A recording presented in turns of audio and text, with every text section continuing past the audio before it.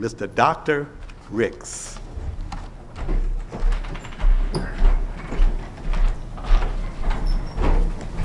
As they say in the Veggie Tales, have I got a tale for you?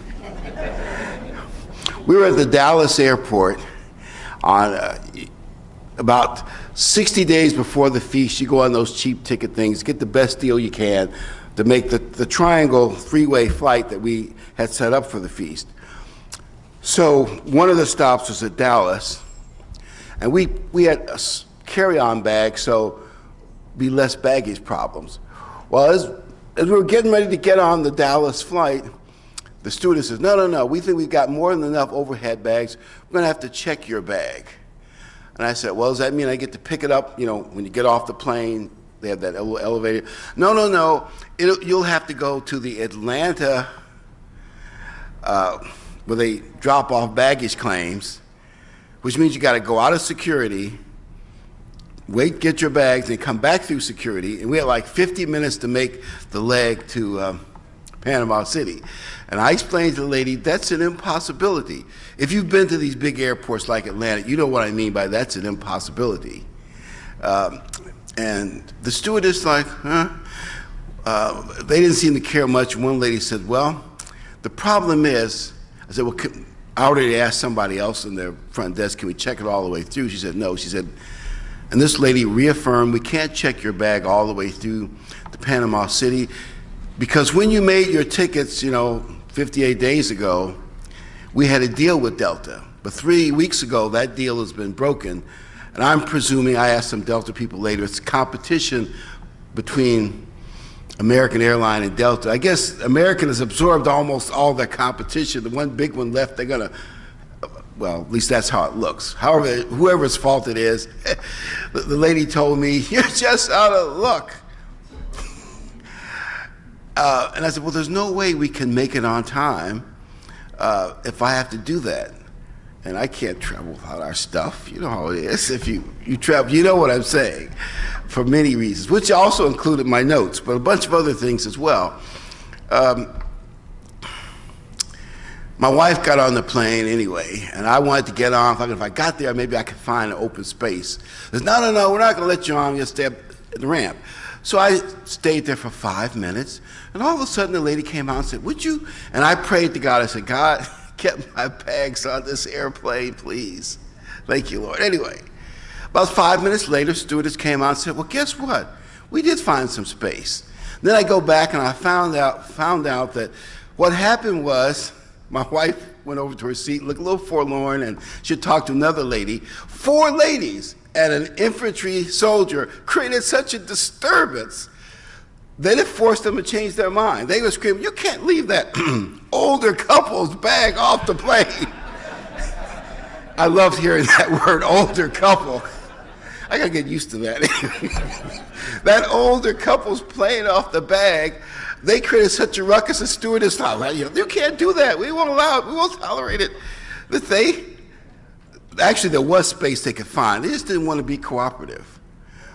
And of course, I'm thankful for God for answering the prayer, but it just shows you just never know. God can answer little prayers, my bags on the plane, or sometimes big prayers. My wife was there. She can give you a few more of the gruesome details, but think about 5 strangers that we don't know, that have no reason to argue on our behalf, did so just like that. It's kind of amazing, isn't it? God is great. I want to talk about spiritual eyesight, especially involving tests, trials, and how we should approach things. It fits well with what Mr. Hartbarger II said. We're going to primarily be, at least the first half of this sermon, in Hebrews 11. But we're going to talk about righteous eyesight, the value of seeing things clearly and seeing what is really important, what's really important. And I believe, God holds us in his hand, but we can backslide under seduction from Satan and his world. If we have the correct spiritual vision, we will not backslide. Hebrews 11, start in verse 23. By faith, Moses, when he was born, was hidden 3 months by his parents because they saw that he was a beautiful child and they were not afraid. Now, let's put ourselves in Moses' parents' position for a minute. As you probably, I'm sure most of you know, Christ and Moses are kind of a parallel. In both cases, the word was out that a deliverer was being born, and so babies, boys 2 years and under were killed. That happened in Christ's case. But by the way, both were rescued, saved in Egypt. An interesting parallel. In Moses' case, they took all the baby boys, and I guess the police and all the Egyptians helped out, and they ferreted them all out, and they threw them in the Nile for the crocodiles. Gruesome thought. So his parents realized they couldn't hide him that much longer. He's a toddler. So they prayed to God that God would save him. They put him in a waterproof basket, put him on the Nile, sent his sister Miriam to watch the basket. Now, you talk about an answer to prayer. Not only did the baby Moses get rescued, he got rescued by the best possible person, Pharaoh's daughter. Now, think about the advantages that had to Moses. And, Miriam also said to Pharaoh's daughter, I know a Hebrew woman who could nurse this baby for you, until he's weaned and probably potty trained. That's probably what it meant. Until he's weaned and potty trained, first 3 or 4 years of his life. And Pharaoh's daughter said, well, I'll pay you. Think about it. Moses' mother got paid to take care of her own baby. And they probably put some sign up on the hut saying, this child is under the protection of the Pharaoh's daughter. And then Moses got raised in the palaces of Egypt. One thing that we need to remember, in the ancient world, you get any book on ancient history, Egypt was either number 1 or number 2 most of the time. Maybe they could argue each side, different empires, Babylon, others, but and most of geometry comes from Egypt. They embalmed King Tut's body, and it's still intact to this day. We can't embalm bodies that last that long. So they knew a lot of things. A lot of ancient knowledge has been lost. So he got probably the best training, education, upbringing that you could expect in the palaces of Egypt. They say he became a mighty general for Pharaoh. But let's go to the next verse and see the spiritual eyesight. When Moses got about 40 years of age, verse 24, by faith Moses, when he was become of age, refused to be called the son of Pharaoh's daughter. Now that is a big decision, big decision. That's great spiritual eyesight. He saw the palaces of Egypt, and I think he saw that all that fun stuff was hollow. And I think he knew who his people, he knew who they were. You probably know the story. He decided to maybe take a look, most of the time he probably didn't, how the Israelites were being treated, and he probably saw one of the overlords really overdoing the beating of someone, and Moses probably stepped in and said, wait a minute, this is over the top, and they probably a few words were exchanged, and Moses just dispatched the guy. The way it's written, it's not like it was a battle. Moses probably was competent in hand-to-hand combat, small arms. We just dispatched the guy.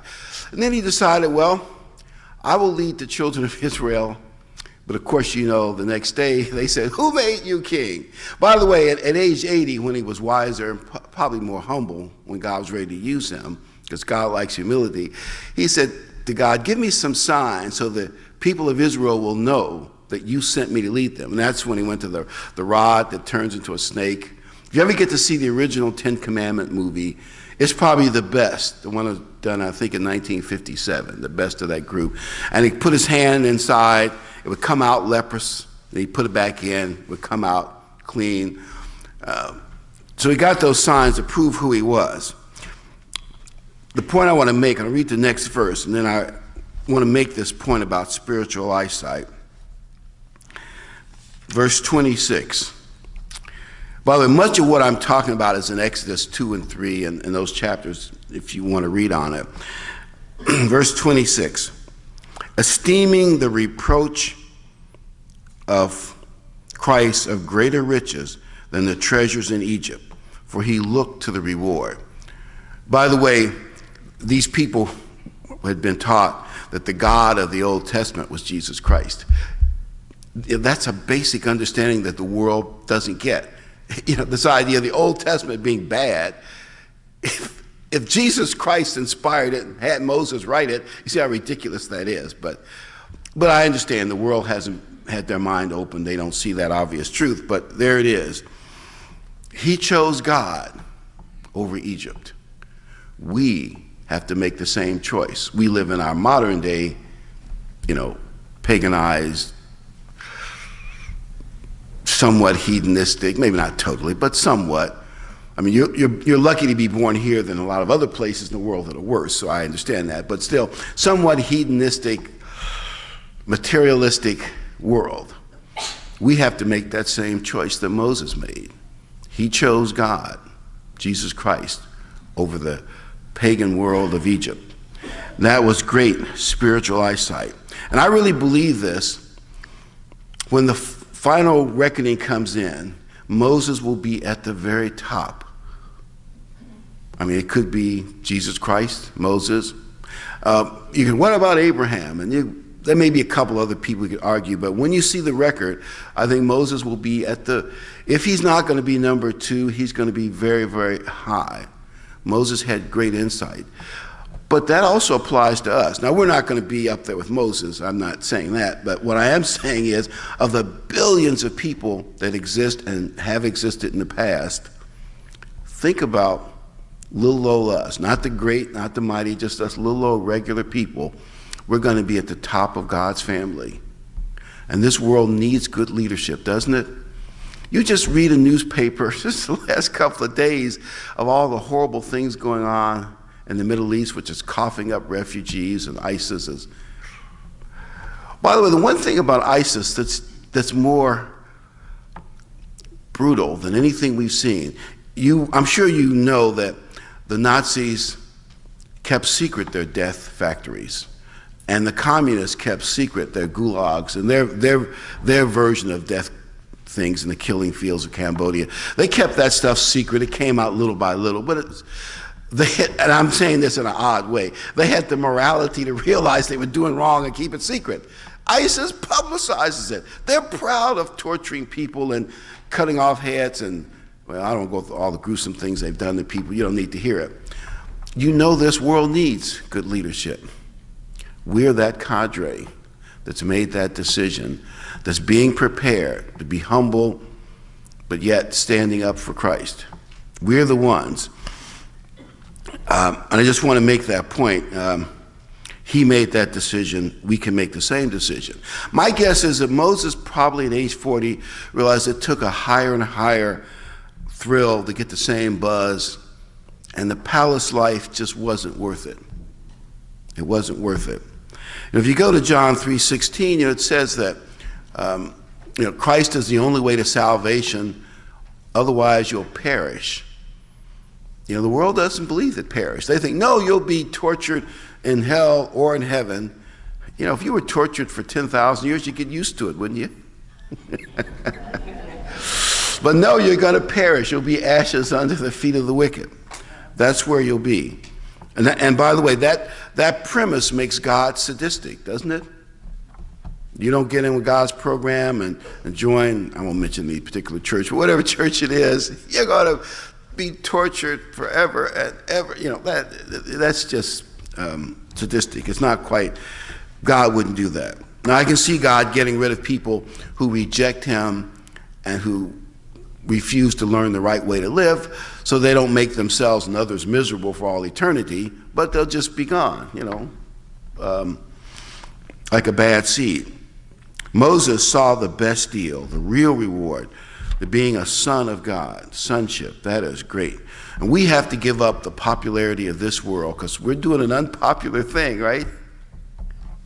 A very unpopular thing. Verse 26, Hebrews 11. I read that. I'll read it again. Esteeming the reproach of Christ greater riches than the treasures in Egypt, for he looked to the reward. I want to emphasize the word reward. Our reward is to be a baby God. 1 John 3:2 says, we will see him as he is because we will be like him. You can't actually, Even Moses couldn't look at God. He had to just see his back passing, and then he glowed. God is such power, so bright you can't even look at his face. But we will be able to look at his face when he comes back because we'll be baby gods. I'll look at, he's the big glow, we'll be the little glow. But it'll still be nice, to be there. That is quite a reward. Now, I think some trials that people have to do with money, because we're in a world where people treasure money, and I've even heard people in some of job issues I had with people about things I was doing, they'd say, but if you do this or this or this, that's money. Like, man, that's money. You got to do it. Let's go to Matthew 6. Because I think money tends to be the big test and trial for people. And one of the tests we have to pass, money. Matthew 6, we're going to pick it up in verse 19. Matthew 6:19. Christ says, "Do not lay up for yourselves treasures on earth, where moth and rust destroy, where thieves break in and steal." By the way, there's one more thing that can happen to money that you maybe haven't thought of. Your government can steal it. Now, they call it income redistribution and a whole bunch of other things, that sound more academic. By the way, one of the countries in the Euro last year, they confiscated bank accounts that are over a certain amount. They just confiscate. They're the government. I guess you could get guns and fight them, but what are you going to do? They're the government. Now, do you really think that if the crisis in the future gets bad enough, that couldn't happen with our government? You're not that naive, right? They could confiscate your bank account. Sure they could. And what's probably more likely, and it may start happening in the very next year, the end of this year, because of policies that have been done, your dollar will just be not as valuable. Maybe inflation will hit to be like 40% of what it's worth. I want to just talk about the economic situation of the world for a minute. This weekend I looked at USA Today, and it's more of a liberal newspaper, so it's not a conservative Wall Street Journal. And there were two stories on the front page. Both said our economy and the world's economy is fragile. That's why the Fed did not raise interest rates. See, the reason for raising interest rates is in capitalist world, you want capital to work. For capital to work and create jobs, it has to be rewarded with interest rates. But they've held them to almost zero. You put your money in the bank, you get such a little interest rate, you don't even notice it. The only place you can make money is the stock market, which is risky. And you all know what's happened to the stock market lately. Ever since August, the volatility up and down, a lot of stocks are down 20, some 30%. We're almost at a low for this since the last crisis. We're almost at the low since the last crisis in 2008. And China's devalued its currency. And I said this in Panama City. Maybe it was inspired by God's Spirit. We hope so. I don't understand what's wrong with the Chinese economy. I've read about it, but it's hard to really understand China. But they've tried to use tough tactics to coerce Chinese people to not sell stock short when they see their economy going downhill. And I said, that's a mistake, because they're going to scare investors away. Sure enough, the Chinese stock market has been down, down, down the last month or so since they tried the strong arm approach. And I said, I bet there are riots in China. Sure enough, a guy came to me after church and said, there's a website. And I said, our media, even if they did know about it, the Chinese don't let American reporters just go everywhere they want. I already know that from other things I've read. So there are probably a lot more problems in China than you see. Plus, if some network like NBC even learned about it, the Chinese government has enough influence here. They own a lot of businesses here. They probably pressure them not to dare put it on. And our media, they're not as honest as you'd like to think. I bet they wouldn't put the story on. What I'm saying is, the sudden decline of the Chinese economy, which has shaken up the whole world economy and made it, and this is the words of many people, fragile. They're afraid to raise interest rates. They're afraid to do anything, the whole thing. It's like a glass jar. You just tip it and it hits the ground, and it's going to shatter. That's the world's economy right now. The bubble, they're afraid the bubble is going to burst. And the reason I'm saying that, if you put your faith in money, you're putting your faith in the wrong thing. It is fragile right now. Our only true safety is in God. As Lincoln said, when it's whose side is God on, he said, I don't know whose side God is on, but I want to try to be on God's side. We should try our best to be on God's side. That's where the greatest protection lies, on God's side, not on money or investments, because it is I just know, and people have been predicting it for years, that almost all the major central banking government institutions in the world are debt-ridden. The governments are buying votes. That's my version. They wouldn't admit it. They're buying votes by giving away too many freebies that they can't afford. And that's almost worldwide. There may be an exception or two. I was going to say Switzerland, but then I read in the Wall Street Journal yesterday, 7 Swiss banks are involved in some chicanery, and we won't know all the details till it comes out, but even Switzerland is not as good as we thought.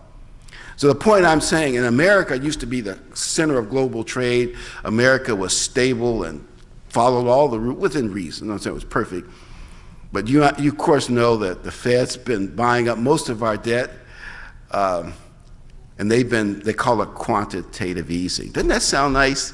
That means they're printing money that they don't have the economic resources to back it up. That's why I say inflation is coming. Now I want to put one qualifier in what I just said, because I want to be honest about the real world. I think it's a spiritual decision also. By that I mean, the whole money credit thing is a confidence game.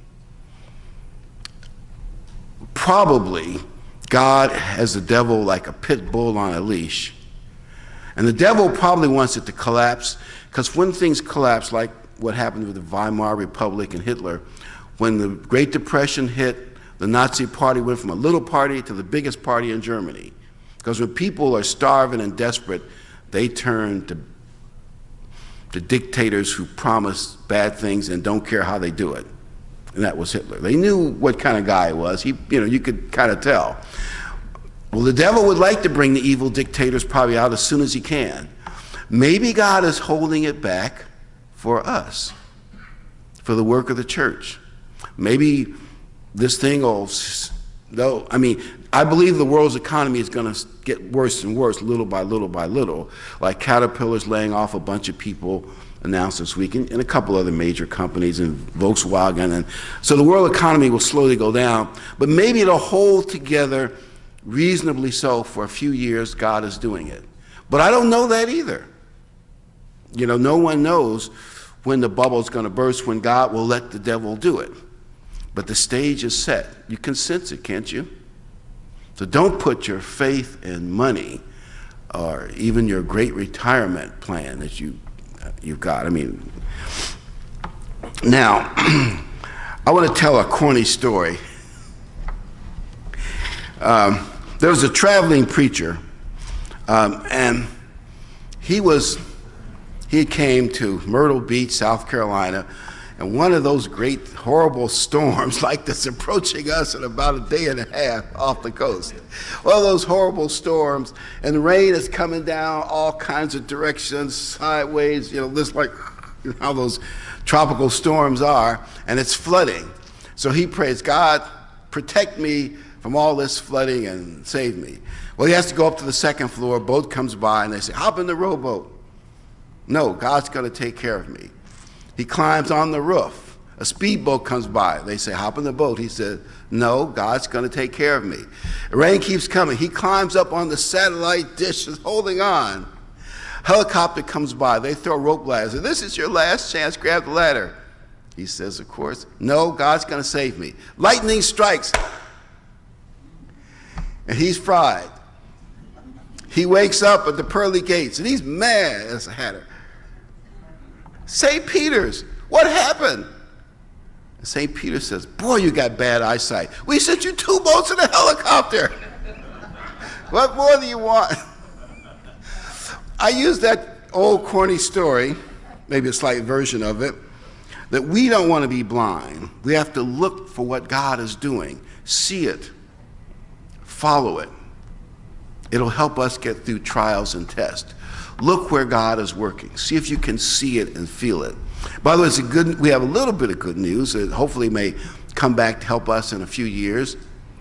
I was talking to Mark Petrovich and Yvonne Brighton in Panama City, and now that we've been on the religious stations at noon on Dish Network, in the past we got on religious stations, we didn't get that much response, but in the last, I guess starting in May, all of a sudden we've been getting better responses on the religious stations than we ever got before. You might ask yourself why that's true.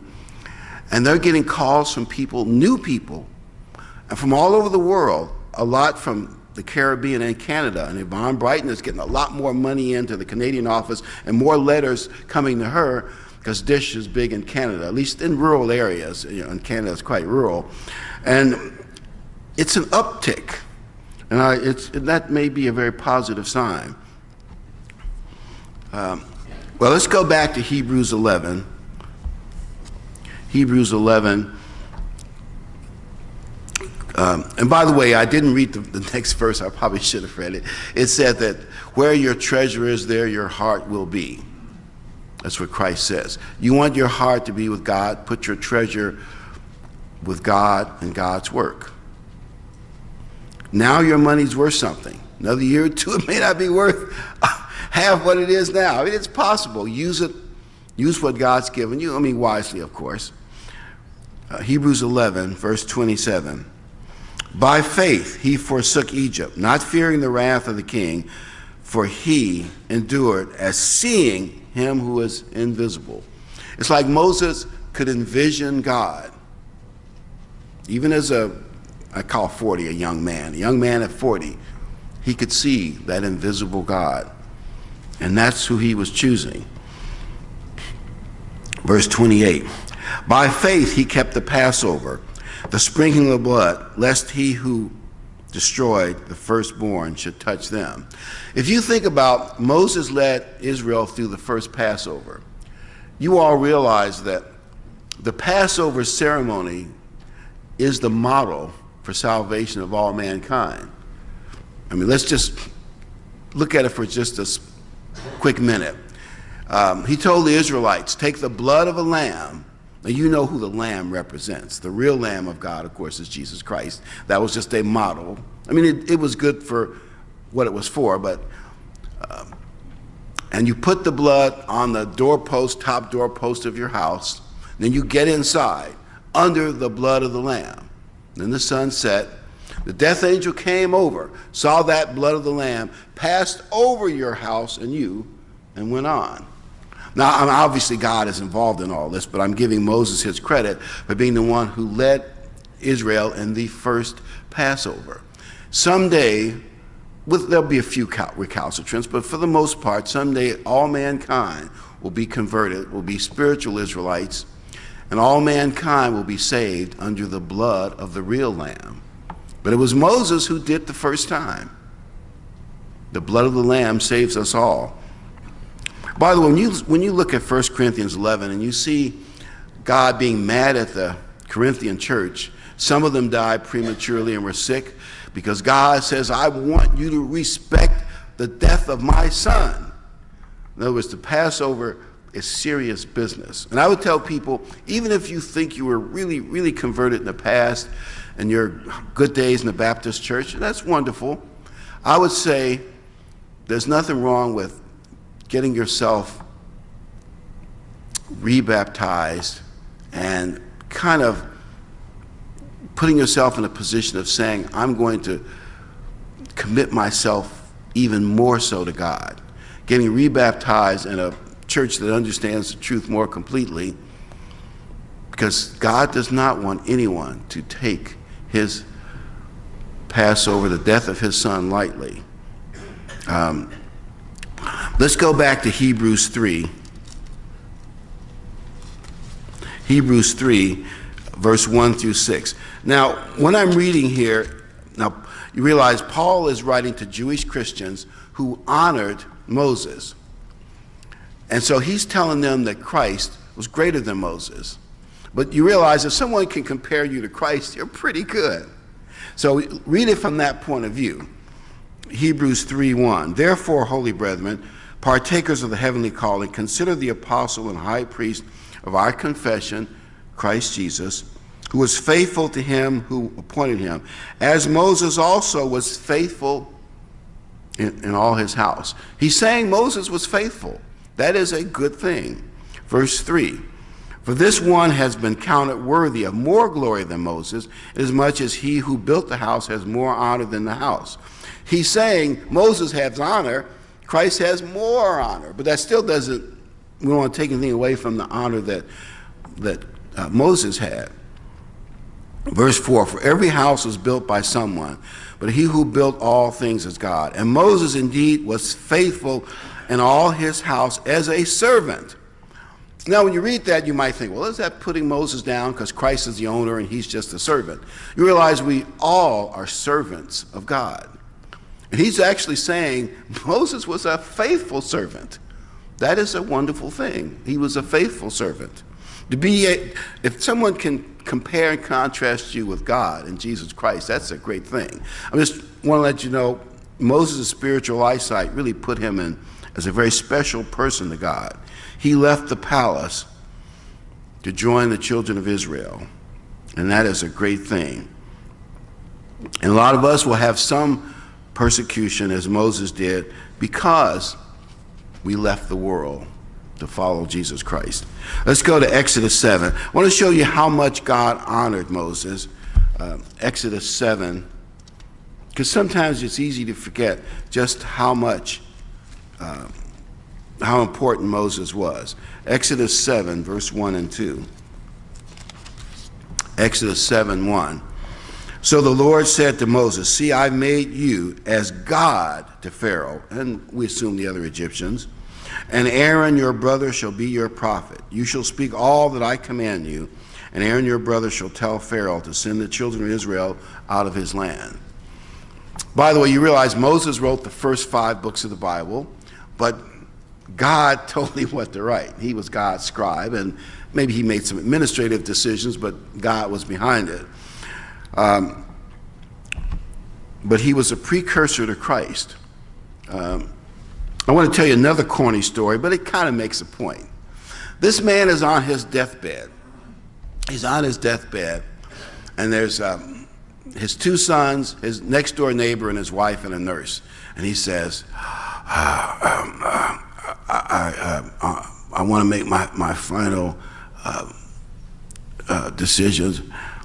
I'd like one son to take the houses in Chateau Estates, another son to take the houses on Lakeshore Drive, and my good neighbor Bob take the houses at Shaker Heights, and I want my wife to have all the big tall buildings in downtown. The nurse said, wow, what a hardworking, successful husband you are, and how generous to give all that to his friends and neighbors. And his wife said, he wasn't all that hardworking or prosperous. He just had a big paper route.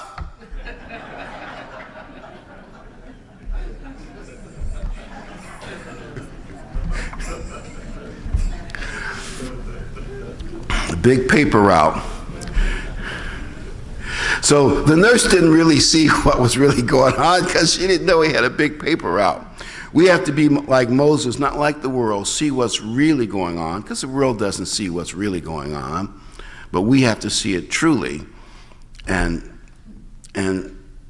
see what is really important. The world doesn't see what's really important. I think half the people in this country have no idea that we're facing potential economic cliff. They have no idea of, well, just the news yesterday. Now, if I heard the news correctly, and maybe I didn't, but if I did, they said that the Russians told the Americans, one of their generals, we're taking over that airspace over Syria, and I guess as it overlaps Iraq, and we're deciding which targets to bomb, and we give American aircraft 1 hour to get out of our way so they don't get accidentally shot down.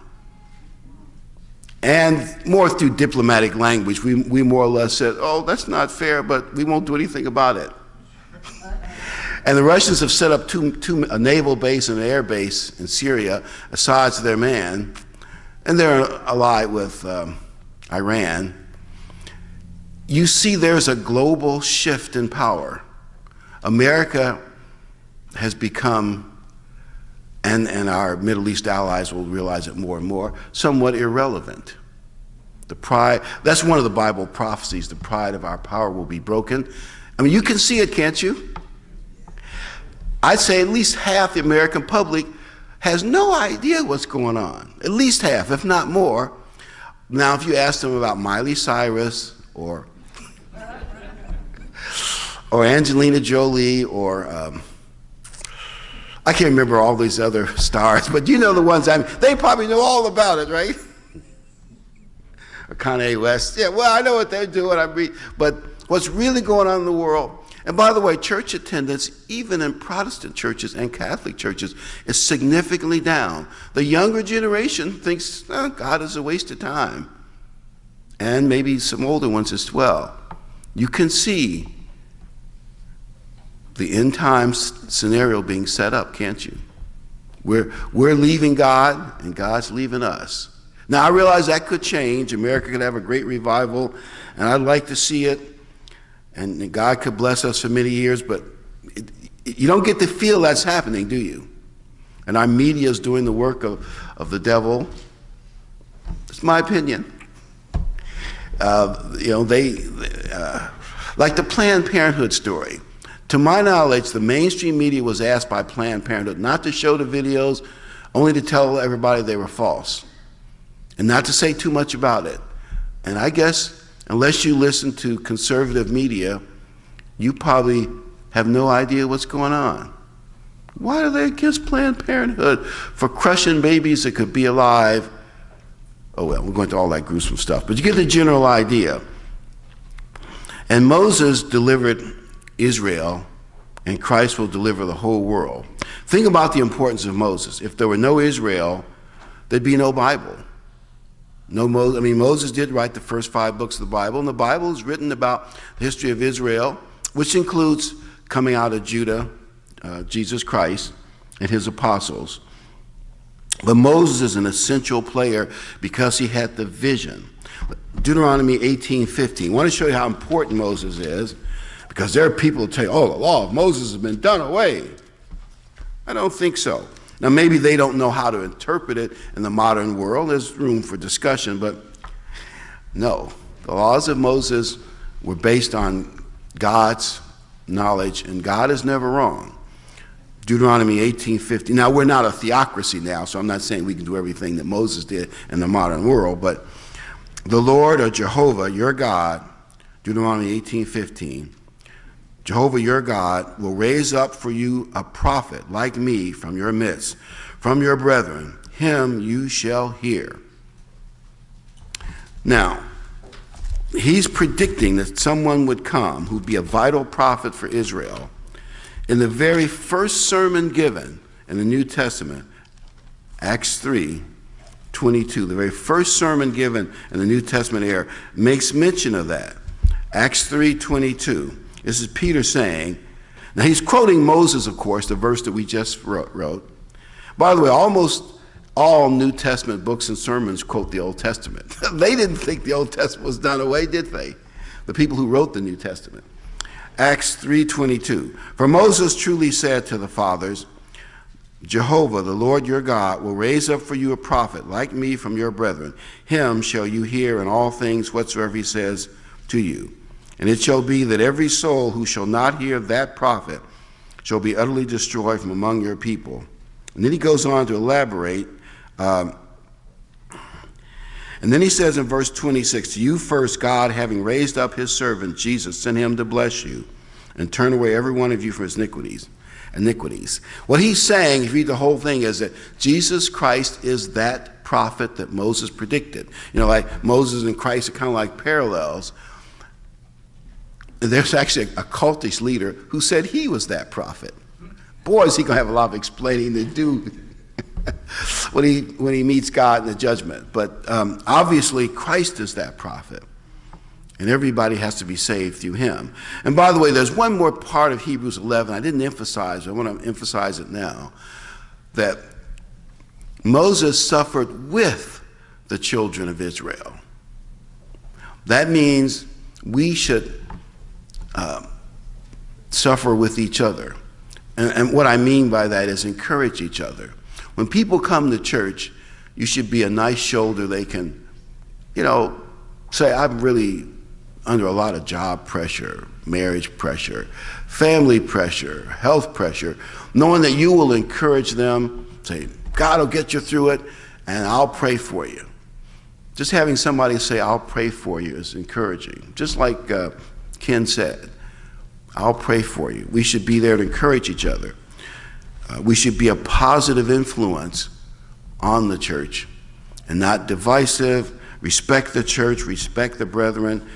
And I know we all have weaknesses. God didn't call it great or mighty, but help the people regardless of their problems, because we're not the greatest or the best.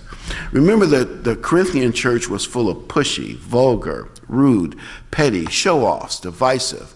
And that's why Paul wrote them that stinging letter. And well, actually, both Corinthian letters are critical of that church. We don't want to be like that. We want to kind of be with each other to encourage each other and have that smart vision. And the people who are there to help and encourage each other are the ones God's going to bless. They're the ones that are seeing the vision. I'm with God's people. They may have weaknesses and problems, but I want to be as big a help as possible. And smart people who do the right thing are able to forego immediate gratification for a long-term blessing. Like maybe a guy starts a small business. He won't take too much money out the first 7 years till he builds it up. Or someone decides, I'm going to go to medical school. He'll, live pretty much tight for 8, 9, 10 years till he gets his medical practice going. And that's what I mean by forego immediate gratification. The world may offer you some immediate high. Just take this drug or alcohol and benders and whatever it may be. But in the long run, it's bad for you. And we can learn those lessons. We can have the vision that Moses had. And a mature Christian responds to trials and tests in a certain way. I want to take us to James 1.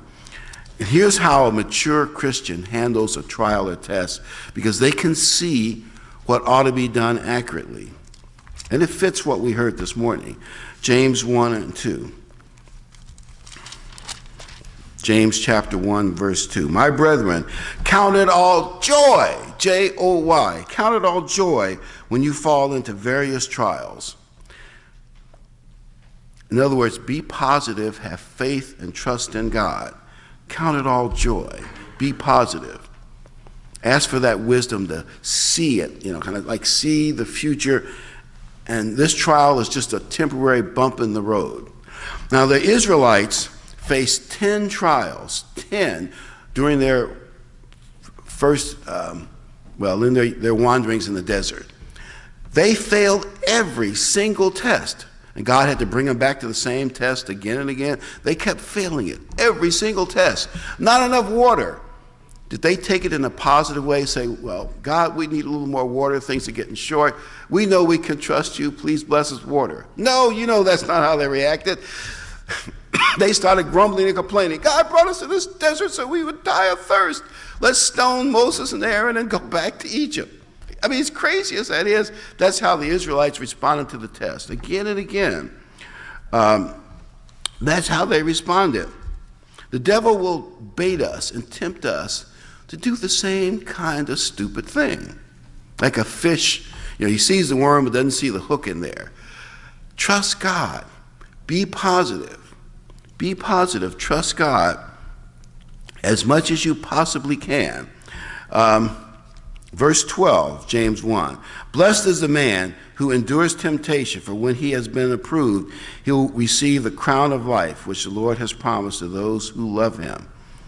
So we're going to get a great reward. And usually after a test, God blesses you if you pass the test. Don't lose your faith. Don't quit. Don't get, obviously some people are going through very, very tough trials. And in a tough trial, it may be hard to see, how can I benefit from this trial? Some people say the bigger the challenge, the greater the reward, eventually, when it all unravels. But, sometimes we can't see it, but just have faith. God knows what he's doing. I'll get through this trial, and I will be stronger spiritually, and I'll be blessed spiritually. Maybe I can even help other people more because I've gone through the trial. But see the danger ahead. The devil, of course, wants you to get discouraged. And that's an important thing to remember. The Israelites were negative. They always grumbled. They never saw it correctly. Let's go back to Hebrews 3. Now, there's a lot you could read about the Israelites in Numbers 14, but I'll pass over that. But let's go to Hebrews 3. Hebrews 3, verse 8. And now this is Moses writing. He's quoting the Old Testament, and he's writing about the Israelites failing all those tests. It's like a teacher in school. If you fail this test, you have to repeat it. You fail it again, you have to repeat it again. Verse 8, do not harden your hearts as in the rebellion in the day of the trial in the wilderness, where your fathers tested me, tried me, and saw my works 40 years.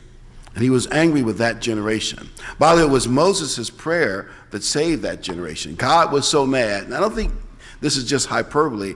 God was going to do in the whole nation. And I believe that only makes sense if they could, even though they didn't have the Holy Spirit, they could have done better. They could have done better, but they were negative. Like one time they said, we're tired of manna. We want fried chicken, or their version of it.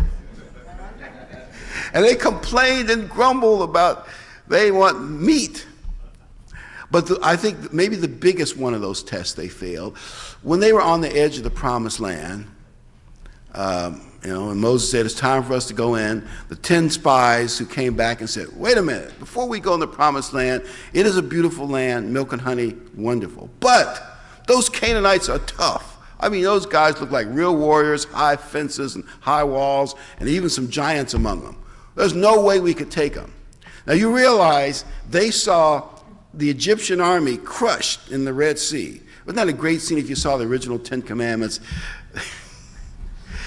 Anyway, there was Moses, or the actor that played Moses, with his hands open, and he just closed in, and the Red Sea just crushed the Egyptian chariots and their elite army. And they saw the plagues that destroyed Egypt. And they saw God on Mount Sinai with the ground shaking. They heard God's voice that was so frightening it scared them. They saw a whole host of miracles, and yet they didn't trust God to help them win against the Canaanites. And then when God said no the next day, well, we changed our mind. It's like they never seemed to get it. But Moses' prayer saved them, but only their children, the next generation, learned the lesson, and they went in. We have to learn to see things correctly, trust God, stay positive, no matter what, stay positive. Remember the Israelites, at every test, it was negative, grumbling. Oh, God's against us. Moses led us here to die. Ad nauseum. That's not the way things should be. My final scripture, 1 Thessalonians 5. 1 Thessalonians 5, verse 16, 5:16. Rejoice always. And I think he means even in tough times, rejoice always. Pray without ceasing. In everything give thanks. Now, another translation translates that verse, no matter what, give thanks. And I like that translation better. No matter what, give thanks. Whatever trial you're facing, the first thing you do, like Job did, is thank God. I know that's hard to do.